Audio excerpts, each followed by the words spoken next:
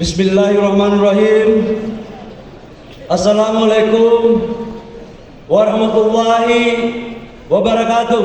Waalaikumsalam.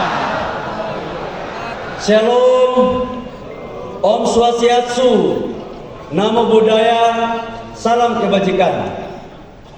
Yang sama-sama kita hormati, kita banggakan dan kita cintai Presiden Republik Indonesia Jenderal Purnawirawan Prabowo Subianto, yang juga adalah alumni Partai Golkar, disempurnakan lagi dengan memakai dasi warna kuning hari ini. Das boleh hitam, tapi dasi tetap kuning, artinya Golkar tetap ada di dalam hati Bapak Presiden Prabowo. Makasih Bapak Presiden atas kehadirannya. Ini sudah temu kangen Pak. Banyak teman-teman tanyakan kepada saya, bahwa Presiden datang atau tidak. Saya katakan kepada mereka bahwa insya Allah selama doktrin karya kekaryaan masih ada di sanubari Bapak Presiden Prabowo, insya Allah beliau akan hadir. Dan hari ini tepat akan ada. Yang saya hormati Bapak Wakil Presiden Republik Indonesia Bapak Gibran Rakabuming Raka, yang hadir bersama-sama kita juga. Kita berikan aplaus. Terima kasih Bapak Wakil Presiden. Yang saya hormati Wakil Ketua MPR abang saya Bang Muzani, terima kasih. Yang juga ada Sekretaris Jenderal Partai Gerindra. Oh, mohon maaf, Ketua MPR RI. Berarti respon kader partai untuk cinta Gerindra ini tinggi. Masuk barang, masuk. Yang saya hormati Ketua DPR RI, kakak saya Ibu Puan Maharani, kata Ketua Panitia Perempuan hebat katanya. Yang saya hormati seluruh anggota kabinet Merah Putih yang sempat hadir, yang mohon maaf saya tidak sebut satu persatu. Ketua-ketua umum partai politik yang sempat hadir, yang mohon maaf saya tidak sebut satu persatu. Lebih khusus yang saya hormati Wakil Presiden ke-10 dan ke-12 yang juga mantan Ketua Umum DPP Partai Golkar, Bapak Muhammad Yusuf Kalla, yang sudah hadir bersama-sama kita. Ini kader Golkar yang pasca reformasi punya jabatan Wapres 2 kali dan presidennya berbeda, cuma Pak Yusuf Kalla aja. Itu terjadi karena pernah jadi ketua Golkar, kira-kira begitu.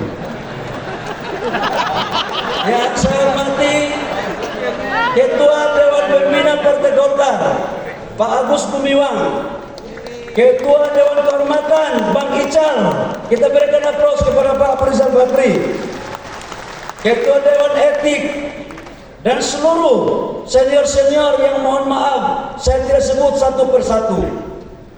Sekretaris Jenderal, Wakil-Wakil Ketua Umum, Bendahara Umum, dan seluruh pengurus DPP Partai Golkar yang hadir pada hari ini. Yang saya hormati anggota fraksi 102 orang DPR RI yang sempat hadir di ruangan ini. Para ketua ormas hasta karya, ketua-ketua Golkar DPD 1, DPD 2 yang saya muliakan yang hadir pada hari ini,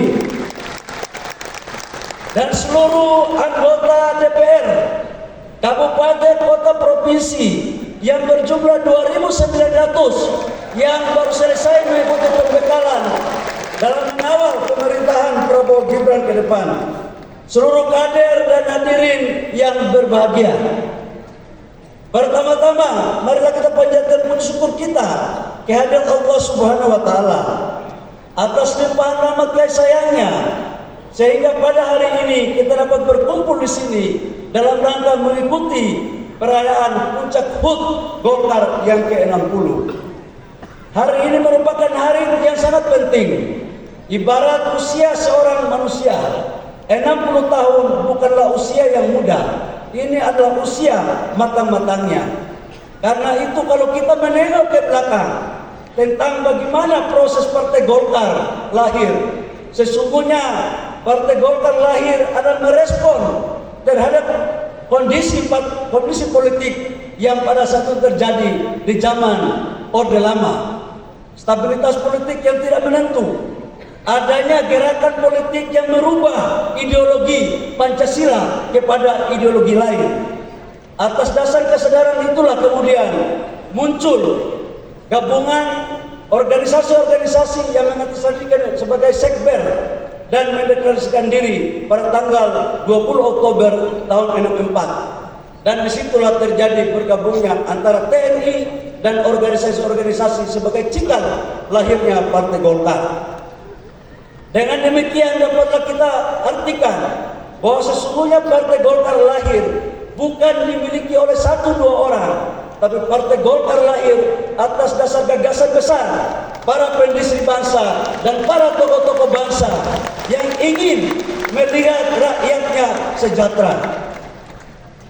Proses kemudian terjadi pada tahun 71, Golkar menjadi peserta pemilu.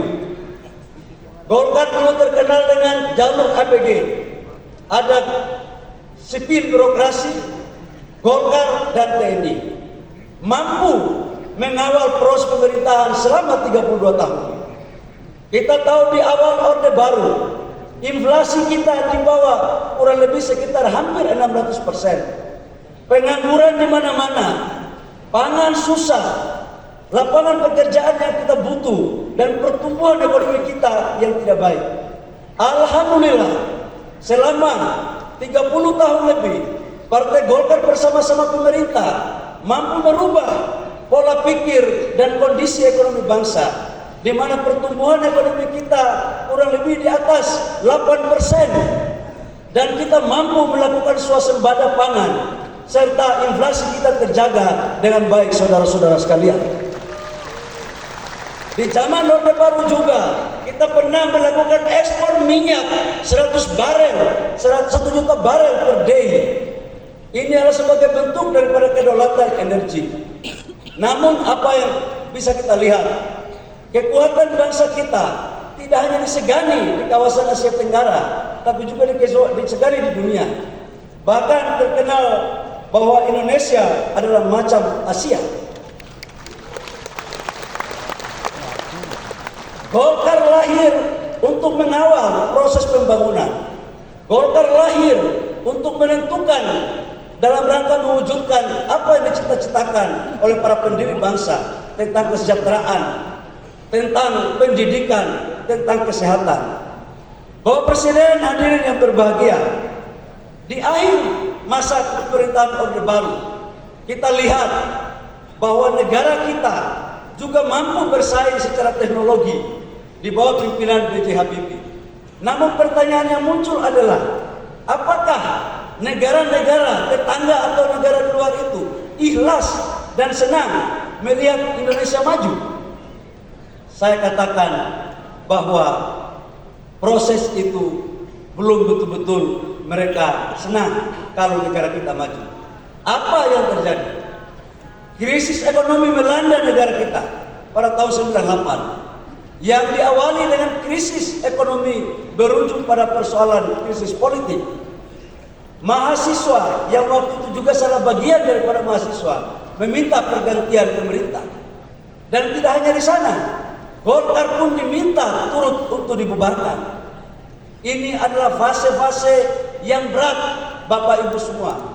Tapi kita diuntungkan, kita mempunyai kader-kader patriot, kader-kader Partai Golkar yang negarawan, kader Partai Golkar yang mempunyai kecerdasan, kemampuan komunikasi politik yang dipimpin langsung oleh Ketua Umum Bang Akbar Tanjung. Kita lihat Bapak Ibu semua, di sini adalah fase perubahan baru bagi golongan karya bertransformasi menjadi partai politik. Ini adalah pertama. Dan di tahun 99, kalau kita melihat banyak rakyat di pelosok-pelosok, di kota-kota, saya pernah melihat waktu itu masih mahasiswa, Bang Akbar memimpin kampanye dengan tokoh-tokoh Golkar yang lain. Sempat dari bis ke bis, dari jalan tol ke jalan tol, menghadang mereka. Tapi daya patriotisme, kemudian Golkar mampu keluar menjadi partai pemenang pada pemilu tahun 99, saudara-saudara semua. Pada tahun 2004, Golkar dengan paradigma baru Partai Golkar di zaman pasca reformasi mampu memainkan peran dengan melakukan konvensi agar kemudian 2004 menjadi partai pemenang. Konvensi adalah sebuah strategi yang menurut saya jitu, dan waktu itu peserta konvensinya adalah Ketua Umum Bang Akbar Tanjung, Bang Ical, kemudian Pak Surya Paloh, kemudian Pak Wiranto, dan Bapak Presiden Prabowo. Yang menang waktu itu adalah Pak Wiranto. Namun dalam Pilpres belum Allah mengizinkan jadi presiden. Tetapi yang kalah konvensi 20 tahun kemudian langsung terpilih jadi presiden. Jadi memang di Golkar ini ya ketua umum itu belum tentu jadi presiden. Belum tentu. Karena Golkar ini inklusif. Dan itu telah dicontohkan oleh Bang Akbar. Beliau ketua umum membuka diri bagi yang lain untuk ikut berkompetisi. Artinya apa? Yang saya mau sampaikan bahwa Golkar sebagai partai yang betul-betul adaptif, yang mau mengikuti perkembangan tentang sistem politik yang ada. Pasca pemilihan konvensi, apakah kemudian Partai Golkar sudah selesai? Enggak lagi. Muncul fase berikut. Pasca konvensi, Partai Golkar melahirkan kader-kadernya yang luar biasa, kemudian mendirikan partai lain. Jadi Golkar selalu silih berganti, naik turun. Diawali dengan Hanura yang didirikan oleh Pak Wiranto. Waktu itu orang berpikir Golkar akan semakin suaranya turun. Tapi alhamdulillah, sekalipun ada yang pergi, ada juga yang datang. Setelah Pak Wiranto pergi mendirikan Partai Hanura, ada satu lagi kader terbaik Partai Golkar, mendirikan Partai Gerindra.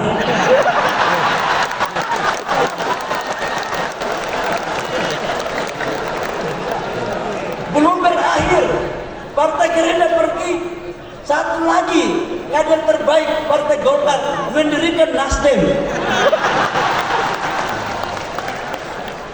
Bagi Golkar adalah itu hal yang biasa-biasa saja.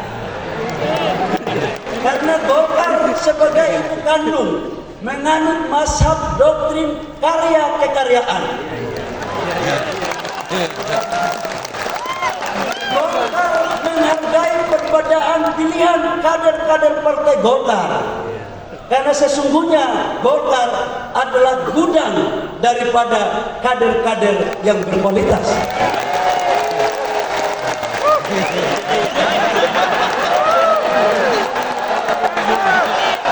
Saya juga ingin menyampaikan bahwa dalam perilaku politik Golkar tidak pernah menghina atau meremehkan partai yang lain. Kami selalu berjiwa besar untuk menghargai kebesaran partai lain. Dan oleh karena itu dalam perspektif hubungan kami dengan partai-partai yang lain, khususnya alumni-alumni Partai Golkar, kami seperti satu rumah, cuma beda kamar saja.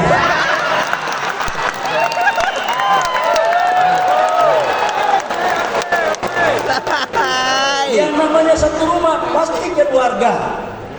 Cuman itulah perbedaan. Golkar adalah ibu kandung yang melahirkan anak-anaknya. Bapak Presiden, hadirin yang berbahagia. Memang masuk barangnya.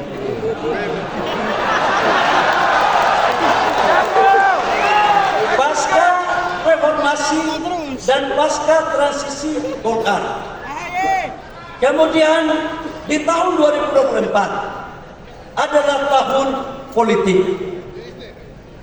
Kita sadari bahwa dalam tahun 2024 adalah tahun politik di mana mampu kita melewati proses pileg, pilpres, dan pilkada.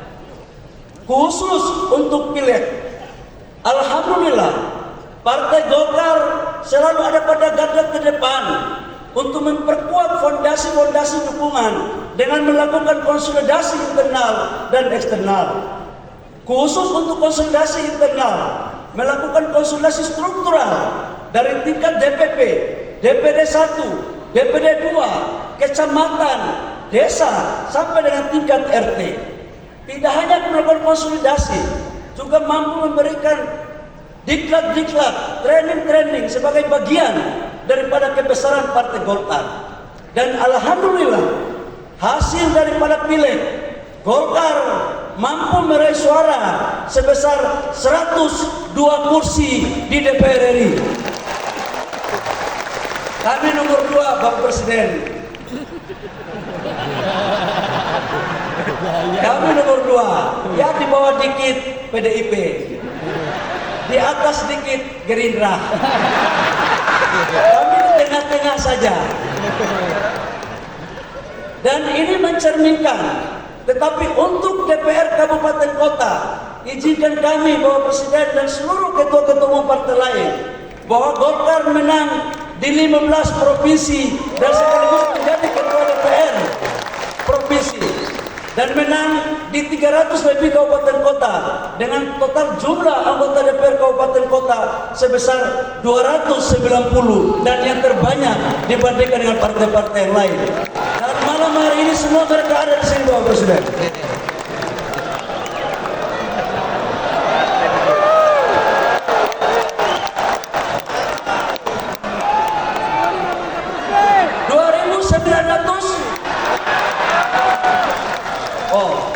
Maklum ketua umum baru.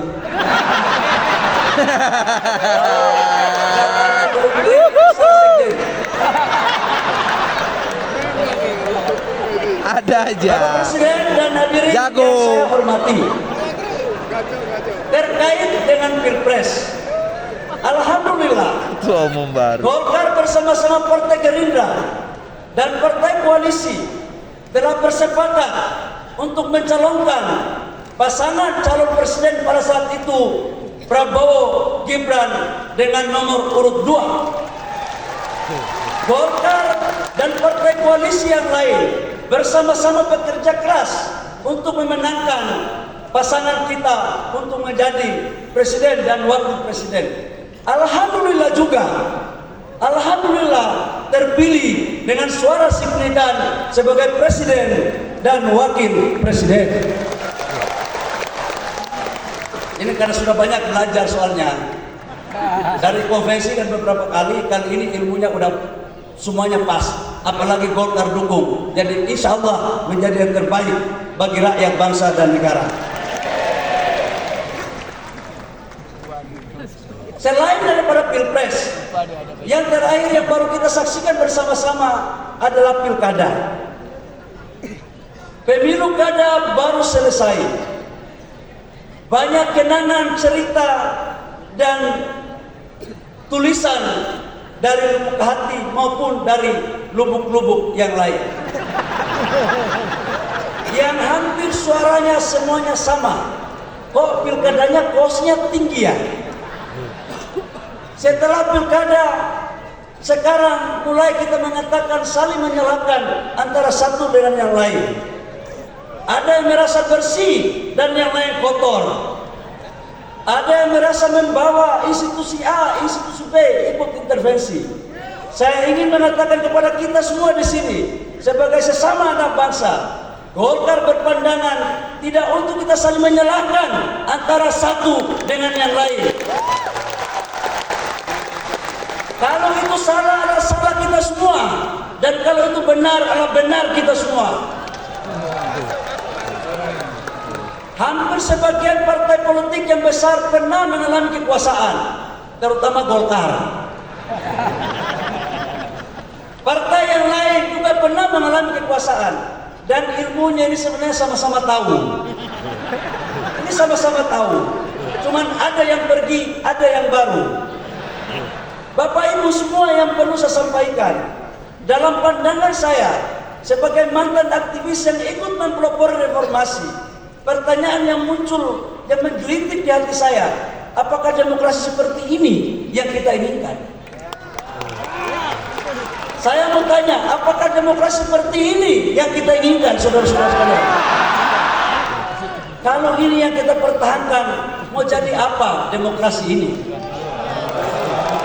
Dalam kajian banyak Partai Golkar Bapak Presiden, ada suara-suara yang muncul dari kajian kami. Ini pilkada rasa pilkades.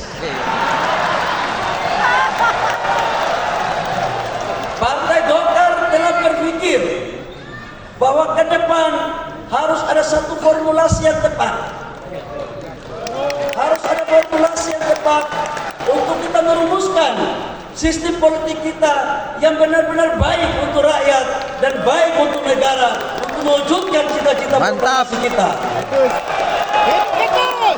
Dalam pandangan Partai Golkar, tujuan negara kita bukanlah hanya demokrasi. Demokrasi sebagai instrumen untuk mencapai tujuan.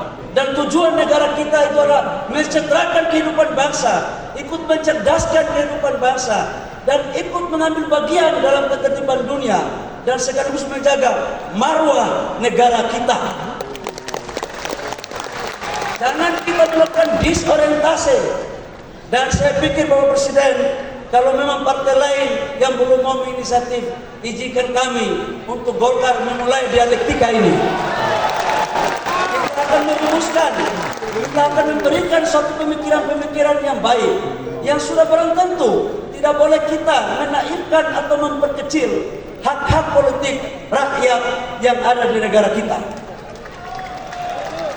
Setuju? Setuju? Setuju. Bapak Presiden, di sini ada calon gubernur yang menang, calon bupati wali kota yang menang, tapi ada juga yang kalah dalam ruangan ini. Jadi menang maupun kalah, saya pikir yang menang jangan jumawa. Bagi kita semua, yang kalah juga jangan bersedih.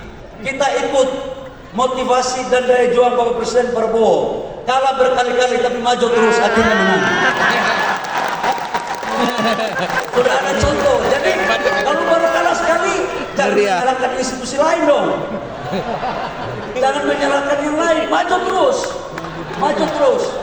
Taunya yakin usaha sampai. Mantap. Jadi kita harus, Partai Golkar harus betul-betul mampu memainkan peran. Bapak Presiden, hadirin yang berbahagia,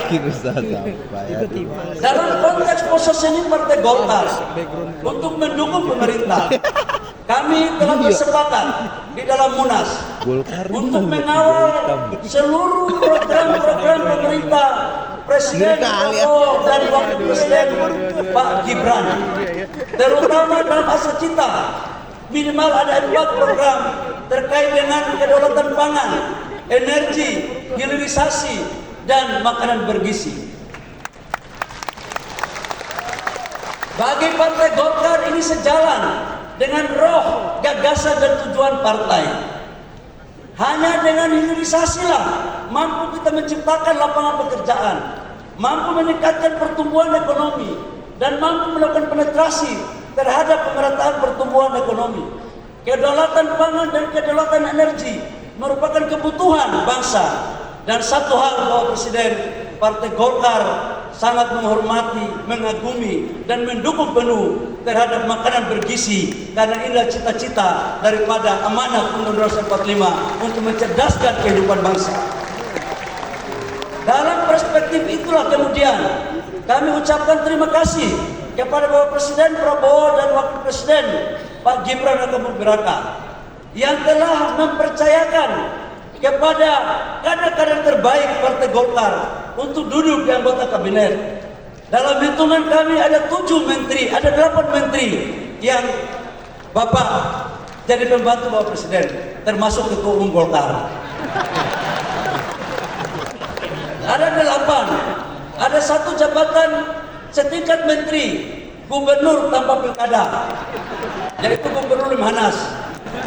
Ada 3 wakil menteri.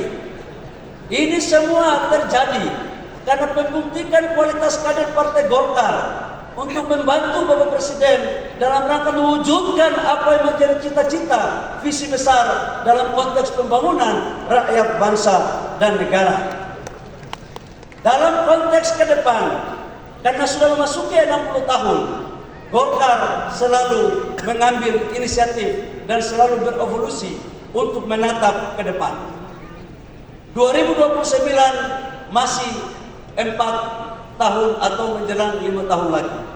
Tapi bagi Golkar menata lebih baik dari sekarang itu jauh lebih baik. Karena itu kami berpandangan bahwa jumlah pemilih usia 17 tahun sampai 50 tahun itu usianya kurang lebih sekitar 73%. Jadi pemilu ke depan 73% pemilih adalah usia 17 sampai dengan 50 tahun.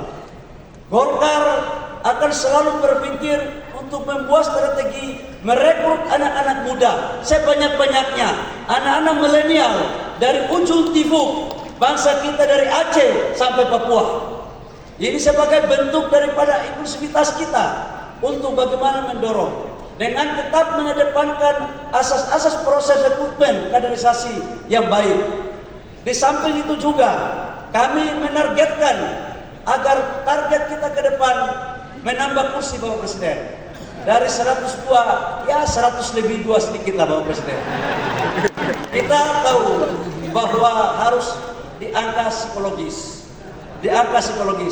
Dan dari mimbar ini juga kami ucapkan selamat kepada Partai Gerindra sebagai pemenang pilkada untuk tingkat provinsi yang sangat luar biasa sekali.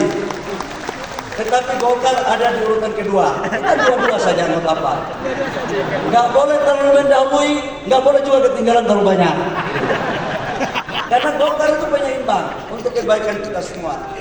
Saya pikir hanya itu Bapak Presiden yang perlu kami laporkan dan kami sampaikan pada acara HUT ke-60.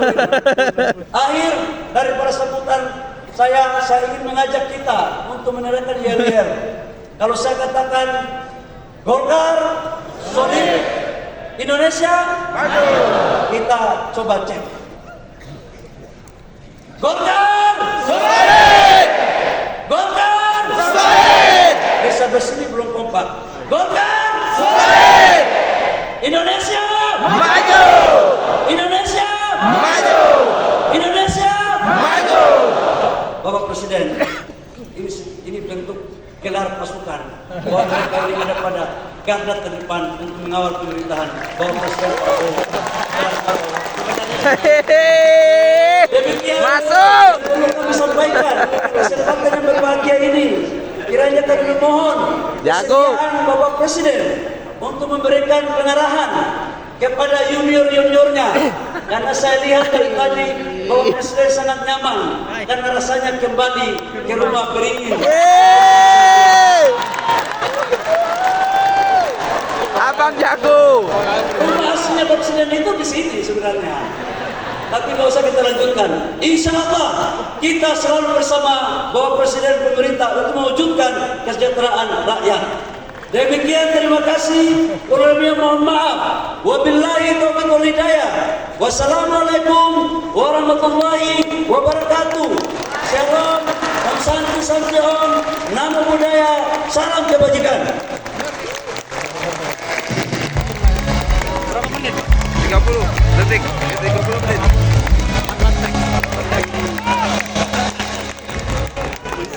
Mainkan barang.